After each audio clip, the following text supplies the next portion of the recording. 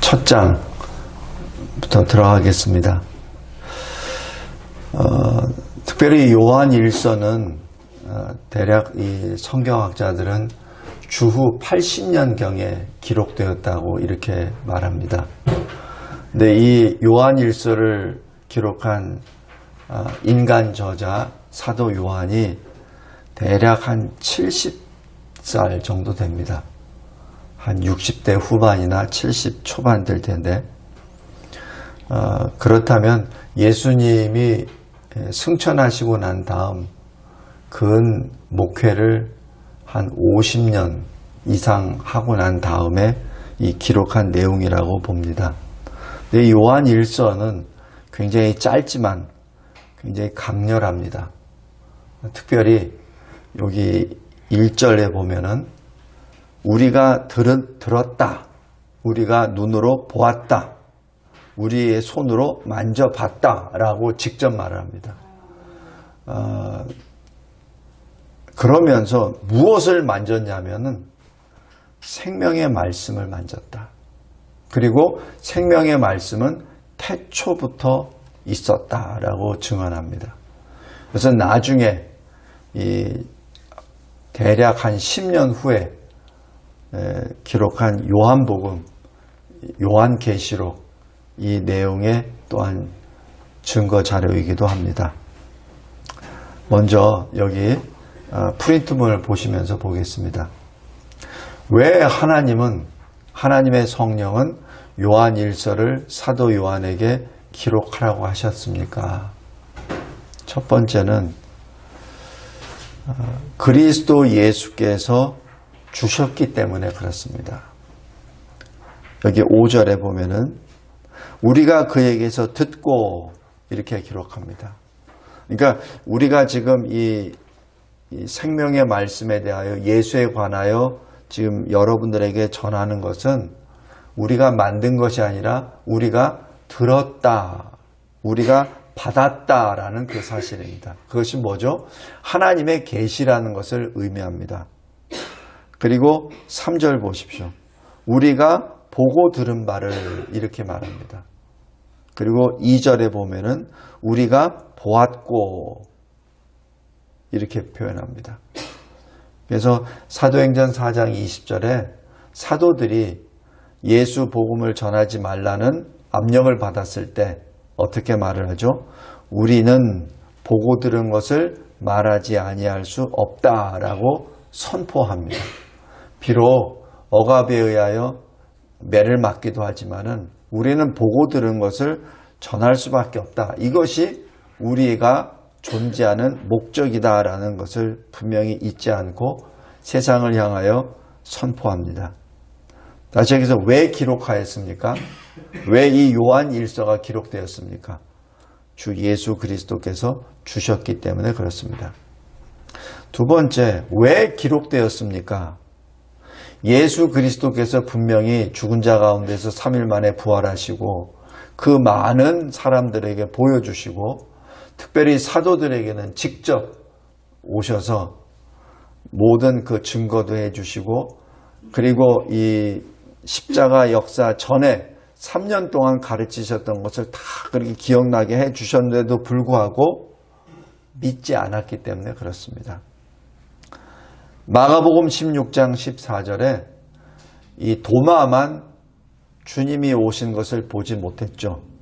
그러자 이 예수께서 그들에게 나타나십니다. 그리고 도마에게 직접 자기 자신을 보여주시죠. 그리고 심지어는 그 마가복음 16장 10절에서는 예수님이 그렇게 보여주셨는데도 불구하고 믿음이 없었다, 마음이 완악했다라는 것을 주님이 지적하십니다. 그리고 마태복음 28장 17절에 예수님이 승천하시기 직전에도 어떻게 기록하냐면 아직도 의심하는 사람들이 있더라라고 기록합니다. 이게 무엇을 말합니까? 예수님이 죽으셨다는 것 분명한 사실 위에 부활하셨다는 것도 그렇게 수도 없이 많이 보여주시고, 고린도전서 15장에 의하면 500여 형제에게 모두가 다 보여주셨는데도 불구하고 이제 예수님이 승천하시기 직전까지도 의심하는 사람들이 있다라는 것을 우리가 알 수 있죠. 왜 요한일서가 기록되어 있습니까? 부활을 보고도 듣고도 믿지 않는 사람들이 있기 때문에 그렇습니다. 특별히 제자들 가운데. 그 다음에 왜 예수님의 이 말씀을, 이 요한일서를 또 기록하게 하셨습니까? 왜냐하면 보지 못하고 믿는 자에게 복이 있기 때문에 그렇습니다. 요한복음 20장 29절에 도마에게 말씀하시죠. 너는 내 손에, 내 발에 못자국을 보고 내 옆구리에 창자국을 보고 믿느냐? 그러나 보지 못하고 믿는 자들은 복이 있도다라고 그렇게 선언하십니다. 요한일서가 기록된 것은 바로 우리처럼, 저와 여러분처럼 예수님을 생전에 만나보지도 못했고 예수의 죽으심과 부활하심도 직접 우리가 체험 못한 사람들에게 복을 주시기 위한 복음서입니다. 왜 기록되어 있습니까? 주님이 주셨고 주님의 부활을 믿지 못하고 그리고 보지 못하고 믿는 자가 복이 있기에 이렇게 기록하라 하셨습니다. 두 번째, 무엇을 증언합니까? 첫 번째는 예수는 태초부터 있는 생명의 말씀입니다 라는 주제죠. 요한복음 1장 1절에 태초에 말씀이 계시니라, 그 말씀이 하나님과 함께 계시니라, 그 말씀이 곧 하나님이시니라 라는 그 선언이 바로 이 선언입니다. 태초부터 있었다라는 그 자체는 바로 말씀이 생명의 주요, 말씀이 창조의 주라는 그 증거입니다. 요한복음 1장 4절에도 그 안에 생명이 있으니 라고 기록합니다. 다시 얘기해서 그 말씀이 생명이라는 얘기죠. 그래서 그 말씀을 통하여 만물이 지음을 받았다는 얘기는, 만물이 생명을 받았다는 얘기는 그 말씀이 생명의 근원이라는 사실입니다. 그 말씀이 요한복음 1장 14절에 육신이 되어 우리 가운데 거하심에, 바로 그분이 하나님의 아들이요 은혜와 진리라는 사실을 선포합니다. 그리고 그 하나님은, 영이신 하나님은 우리 인간이 볼 수 없죠. 그러나 이 성육신하신 성자 하나님은 우리가 볼 수 있게 되었죠. 이유는 하나님과 사람 사이에 유일한 중보자가 되시기 때문에 그렇습니다. 디모데전서 2장 4절입니다. 그리고 그 하나님이 요한계시록 14장에 시온산에 하나님의 백성들과 같이 시온산에 서 있기도 하시고, 그리고 하나님 심판 보좌 앞에 유일한 대언자로 우리를 또 대언해 주시고 변론해 주시는 바로 그 주님이십니다. 요한일서 1장부터 계속 나오는 것은 바로 예수님이 바로 그 하나님이시오, 그 창조주시오, 그 생명의 주이시오, 그리고 말씀이시오, 그리고 유일하신 중보자이시오, 그리고 우리를 대언해주는 대언자이심을 선포하는 것이 바로 이 요한일서가 증언하는 내용입니다. 그런데 두 번째로 이 증언을 어떻게 증언하죠? 무엇을 가지고 증언하죠? 들은 것으로만 하는 것이 아니라 직접 체험한 것으로, 사도들이 직접 체험한 것으로 증언합니다. 그것이 1절입니다. 우리가 들었습니다. 우리가 눈으로 보았습니다. 우리가 만져봤습니다. 예수님과 3년 공생애를 하면서 사도들이 직접 보고 들었고, 그리고 같이 손을 잡고 있었습니다. 심지어는 믿지 아니하는 도마가 그 옆구리의 창자국에 손을 넣어보고 직접 확인했다는 얘기도 여기서 포함이 되죠. 사도가 누구죠? 사도행전 1장 21절 22절에 보면은 예수께서 세례 요한으로부터 세례를 받으시고 난 다음부터 예수님과 함께 동행하시던 사람, 그리고 예수의 부활을 보고 증언하는 사람이 바로 사도입니다. 베드로후서 1장 16절에는 친히 그리스도를 본 자입니다. 그리스도의 위엄을 직접 본 자입니다. 그래서 주의 능력과 주의 강림을 받은 사람입니다. 그 사람들이 사도입니다. 지금 여기 사도 요한이 요한일서를 기록하면서 바로 내가 그 사도 중에 한 사람이다 라고 말을 하며 이렇게 내가 증언합니다 라고 고백합니다. 다음 페이지입니다. 그런데 무엇을 받아야 됩니까? 어떤 신기한 경이로운 이적을 보았습니까? 그런데 무엇을 내가 그러한 이 놀라운 계시를 통하여 내가 마음에 새겨두어야 될 것은 무엇입니까? 내가 끝까지 지켜야 될, 굳게 잡아야 되는 것이 무엇입니까? 하는 것이죠. 첫 번째가 여기 2절, 3절, 4절입니다. 하나님과의 하나됨입니다. 성도 간의 하나됨, 다른 말로 교통함이 있어야 됩니다. 여기 3절 보십시오. 우리가 보고 들은 바를 너희에게도 전하고 있습니다. 왜냐하면 여러분들도 우리 사도와 같이 어떤 교통함이 있게 하기 위함입니다. 어떤 교통함이죠? 하나님과의 교통. 그리고 성도와의 교통입니다. 여기 2절 보십시오. 아버지와 함께 계시다가 우리에게 나타내신 바 된 주님이십니다. 라고 기록하죠. 바로 그 주님을 여러분들도 영접하길 바랍니다. 여러분들도 체험하길 바랍니다. 라는 그 뜻입니다. 하나님과의 교통함이, 성도와 간의 믿음 안에서 교통함이 있을 때 무엇이 이루어지죠? 천국의 기쁨이 임합니다. 그리고 천국의 특권을 갖게 됩니다. 그리고 이것을 다른 말로 그리스도와 연합되어 있다라고 말합니다. 그리스도와 연합되어 있다는 것은 무엇을 말하죠? 죄로부터 떨어져 나가고 주님께로 붙어 있는다는 얘기죠. 이것은 어떤 일시적인 한순간의 역사이기도 하지만 그러나 우리가 주님 앞에 서는 영화의 단계까지 계속해서 현재 진행형으로 나아가는 그러한 모습이기도 합니다. 주님이 말씀하시죠. 요한복음 15장 5절에 나는 포도나무요 너희는 가지라 하시는 그 말씀처럼 주님과 함께 연합되어 있다는, 바로 주 안에 있다는 그 모습입니다.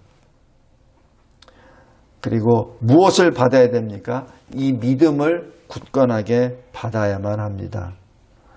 근데 이 믿음을 그냥 받는 것이 아니라 기쁨으로 받아야 합니다.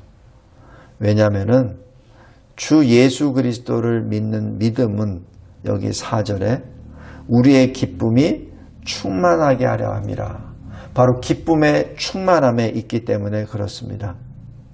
복음은 슬픔과 두려움의 소식이 아니라 기쁨의 감사의 소식입니다. 우리가 모세가 시내산에서 말씀을 받았죠. 분명히 그것도 기쁜 소식입니다. 그러나 주님이 성육신의 모습으로 오셨을 때 그 말씀은 진정 우리가 영생을 얻는 그 기쁨이죠. 시내산에서 받는 그 감사는 우리가 율법을 통하여 우리가 죄인임을 깨닫게 하는 그러한 두려움의 장소였다면 이 시온산에서 주님이 주시는 이 기쁨의 소식 복음은 우리에게 죄인이 영생을 얻는다는 것, 죄인이 하나님의 자녀가 된다는 그 기쁜 소식을 받는 것이죠. 그래서 기쁨이 충만해지게 됩니다. 사도행전 13장 52절에서도 그래서 제자들이 이 복음을 받고 나타난 모습은 성령 충만과 기쁨입니다.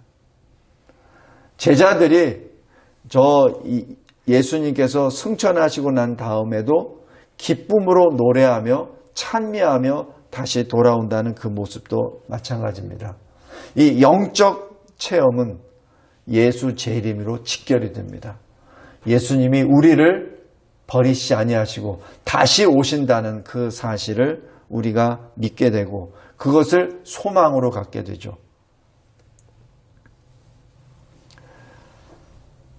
그리고 우리가 꼭 마음에 붙잡아 두어야 될 것은 행함이 있는 믿음입니다. 여기 6절부터 10절까지 길게 나옵니다. 우리가 하나님과 사귐이 있다 하고 어둠에 행하면 거짓말이다. 왜냐하면 하나님은 빛이신데 하나님과 같이 행한다고 하면서 어둠에 있다면 그것은 거짓말이죠.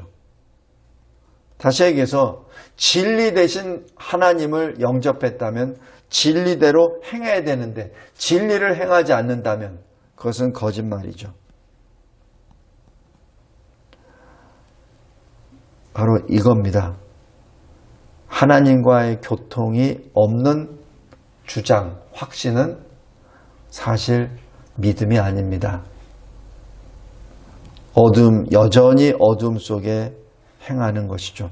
그러다 보니 말씀과 무관하게 살게 됩니다. 그리고 자기를 속이는 것뿐만 아니라 하나님을 속이는 일이 되고 말죠. 갈라디아서 3장 14절에 믿음으로 말미암아 성령의 약속을 받게 하려 함이다 라는 얘기는 바로 빛의 자녀로 거듭난다는, 그리하여 갈라디아서 5장 1절에 우리를 자유롭게 하려고 자유를 주셨다는 주님의 그 말씀을 마음에 새기는 것이죠. 우리가 자유를 얻었다는 얘기는 어디에서 자유죠? 죄의 종에서부터 자유죠. 그렇기 때문에 더 이상 우리는 죄의 종 노릇을 할 수 없습니다. 어둠에 행할 수 없습니다. 그래서 죄의 종으로부터 자유함을 얻었다는 것이죠. 그런데 이러한 죄로부터의 자유함은 어디서부터 시작됩니까? 내가 죄인임을 자백하는 곳에서부터 시작됩니다. 그것이 9절입니다. 우리가 우리 죄를 자백하면 그 순간부터 신실하시고 의로우신 하나님께서 우리 죄를 용서해 주시고 우리를 정결케 해 주십니다. 그런데 우리가 죄가 없다고 주장을 하게 되면은 그것은 우리 스스로를 속이는 것이요. 그리고 하나님 앞에 거짓말을 하는 것이죠. 성도 여러분, 우리 그리스도인은 그리스도 안에 있는 죄인입니다. 우리 누구도 완전한 사람은 없습니다. 그래서 우리는 끊임없이 회개를 합니다. 하나님 앞에 우리가 범한 죄에 대하여 늘 자백합니다. 그것으로 인하여 기쁨과 감사의 믿음이 생기는 것이죠. 그 다음 수순이 소망과 사랑입니다. 그래서 요한계시록 22장 14절에 자기 두루마기를 빠는 자들이 복이 있다라고 말하며, 왜냐하면 그들이 생명나무에 나아가며 그리고 저 새 예루살렘 성에 들어가는 권세를 받기 때문이다라고 말을 합니다. 성도 여러분, 요한일서 다른 복음서에 비하면 짧습니다. 그러나 매우 강렬합니다. 내가 예수를 증언하는 이유는 내가 예수를 만났고 보았고 들었고 만졌기 때문에 그렇습니다. 예수는 실존하시는 하나님이십니다. 그리고 그 예수님이 태초부터 계셨고 그리고 바로 그분이 생명의 근원이십니다 라고 말씀합니다. 그리고 예수님은 바로 빛 되신 하나님을 나타내 주시는 성육신을 하신 참 빛이십니다. 그러므로 성도 여러분, 빛 가운데 거하십시오. 빛 가운데 거하십시오. 땅에 속한 자처럼 행하지 마시고 하늘에 속한 자 위의 것을 바라보며 행하십시오라고 계속해서 말씀하죠. 바로 사도 바울의 그 선포와 그리고 권면이 이 요한일서에 그대로 반영이 됩니다. 사도 요한이 이렇게 증언한 것은 신학적으로도 중요하지만 실제 자기의 직접 체험적인 간증을 통하여 자기가 직접 만나고 보았고 만졌던 그 생명의 말씀에 대한 증언이기에 매우 강력합니다. 말씀을 맺겠습니다. 오늘부터 요한일서를 쭉 보게 되는데 짧습니다. 그러나 그 짧은 말씀에 성도들이 걸어가야 될 길을 분명하게 보여줍니다. 사도 요한 12명의 사도 중에 가장 나이가 어리고 그리고 예수님이 막내이기 때문에 가장 가까이 그리고 예수님이 이렇게 평가하시죠. 예수께서 사랑하시는 자라고 요한복음에 그렇게 표현을 합니다. 그러면서 예수님이 마지막 가룟 유다가 배신하고 떠날 때 그때도 묻죠. 주님 누구시옵나이까? 라고 물었던 사람이 바로 사도 요한입니다. 예수께서 십자가에 달려 죽으시는 그 마지막 호흡을 하는 그 순간에도 다른 제자들은 다 떠났지만 사도 요한은 그 자리에 지켜섰죠.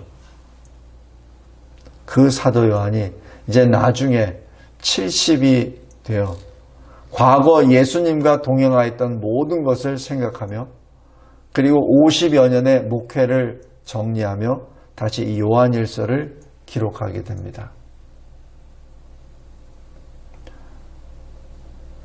꼭 기억하시기 바랍니다. 우리가 세월이 지나면 지날수록 우리의 믿음은 더욱더 굳건해져야 됩니다.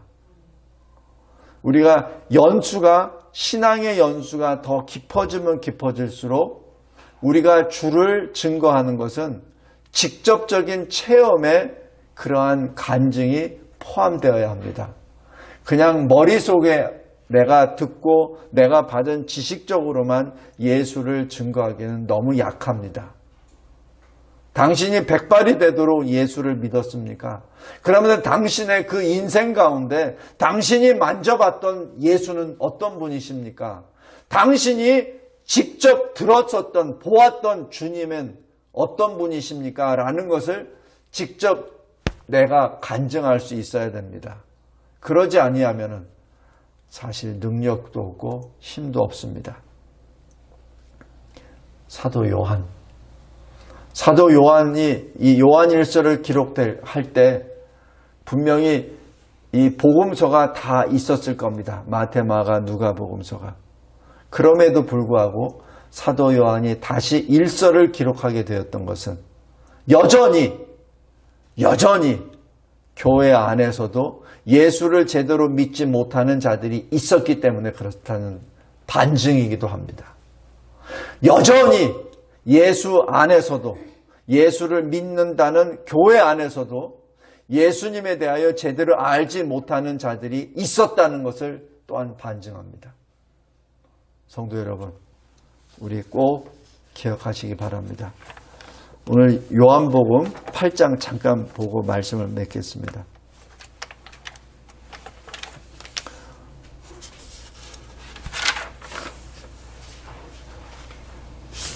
요한복음 8장 31절에 보면 그러므로 예수께서 자기를 믿은 유대인들에게 이르시되 이렇게 말합니다. 그러면서 진리가 너희를 자유롭게 하리라 라고 말하며 그리고 죄의 종으로부터 이제는 자유롭게 되리라 라는 그 말씀을 합니다. 그런데 여기서 들었던 유대인들이 뭐라고 하죠? 예수를 공격하게 됩니다. 우리는 아브라함의 자손인데 무슨 종이었느냐? 우리는 아브라함의 자손인데 당신이 아브라함보다 먼저 더 위대하냐? 라고 막 말을 하죠. 성도 여러분, 여기 31절 잘 보십시오. 예수께서 누구에게 말했죠? 누구에게 말씀을 했죠? 자기를 믿은 유대인들입니다. 믿지 아니하는 유대인들에게 말씀한 게 아니에요. 믿는 유대인들에게 전한 겁니다. 이 얘기는 뭡니까? 믿는다고 하지만 예수를 알지 못하고 예수를 믿지 못하고 예수를 자기 구주로 하나님으로 고백하지 못한 자들이 아닙니까? 오늘 이 말씀을 성경 공부하면서 다시 한번 교회 안에 있는 온 성도들의 신앙을 다시 한번 묵상해 봤습니다. 과연 나는 주님을 온전히 믿는 것인지 아니면은 남들이 믿으니까 믿는 것인지 아니면은 신앙의 연륜이 몇 년 됐으니까 믿는 걸로 내가 생각하고 있는 것인지 다시 한번 보시기 바랍니다. 왜 요한 1서를 기록하게 하셨을까? 요한 1서의 수신자들은 이방인들이 아닙니다. 불신자들이 아닙니다. 성도들입니다.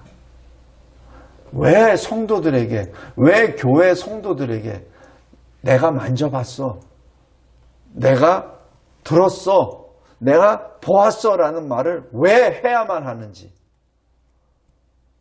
그것도 살아있는 사도가 왜 해야만 되는지 그것을 다시 한번 깊이 묵상하시는 시간이 되길 바랍니다. 기도하겠습니다. 하나님 아버지 감사하고 감사합니다. 이 마지막 때에 진정 우리가 꼭 간직해야 될, 빼앗기지 말아야 될 예수 믿음입니다. 예수 믿음을 온전히 끝까지 지키기 위하여 사도 요한이 고백했던 그 고백이 나의 고백, 우리의 고백이 되게 도와주시옵소서. 주님, 내가 여기 있사오니 내게 임하시고, 내가 여기 있사오니 내가 직접 주의 영광을 배우고 또 주의 손을 붙잡고 이 광야 같은 이 세상을 주님과 함께 행하게 하여 주옵소서. 내가 호흡이 마치는 그 순간까지 내가 보았습니다. 내가 만져봤습니다. 내가 들었습니다. 라는 고백을 하는 마지막 유언이 되게 하옵소서. 예수 그리스도의 이름으로 기도드리옵나이다. 아멘.